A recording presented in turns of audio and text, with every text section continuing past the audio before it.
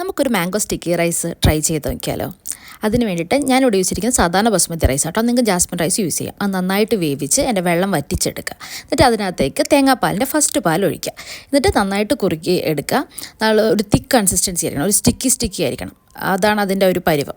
അതിനുശേഷം അതിനകത്തേക്ക് നമുക്ക് കണ്ടൻസ്ഡ് മിൽക്ക് ആഡ് ചെയ്യാം. നിങ്ങൾ മധുരത്തിനനുസരിച്ച് എത്രയാണോ വേണ്ടത് അത് നോക്കിയിട്ട് ആഡ് ചെയ്യാം. എന്നിട്ട് അത് നന്നായിട്ട് മിക്സ് ചെയ്തിട്ട് അങ്ങോട്ടേക്ക് മാറ്റി വെക്കുക. ഇനി നമുക്ക് വേണ്ടത് അതിനകത്ത് ഒഴിക്കാനുള്ള സോസ് ഉണ്ടാക്കലാണ്. അതിന് വേണ്ടിയിട്ട് സ്റ്റൗ ഓൺ ചെയ്യുന്നതിന് മുന്നേ തന്നെ നമ്മൾ തേങ്ങാപ്പാലും കണ്ടൻസ്ഡ് മിൽക്കും കോൺഫ്ലോറും ഒഴിച്ചിട്ട് നന്നായിട്ട് മിക്സ് ചെയ്യാം. നന്നായിട്ട് മിക്സ് ആയതിന് ശേഷം മാത്രം തീ ഓൺ ചെയ്യുക കേട്ടോ. എന്നിട്ട് അതൊരു തിക്ക് കൺസിസ്റ്റൻസി ആവുന്നത് വരെ നന്നായിട്ട് ഇളകിക്കൊണ്ടേ ഇരിക്കുക. അതിനുശേഷം അത് അങ്ങോട്ടേക്ക് മാറ്റി വെക്കുക. പിന്നെ നമുക്ക് വേണ്ടത് മാങ്ങയാണ്. മാങ്ങ മുറിക്കുക. പിന്നെ എനിക്ക് കിട്ടിയ മാങ്ങ നല്ല പഴുത്തല്ല, നിങ്ങൾ എടുക്കുമ്പോൾ നല്ല പഴുത്ത മാങ്ങ എടുക്കാൻ നോക്കുക. പിന്നെ ഈ സോസ് അതിൻ്റെ മേലെ ഒഴിക്കുക.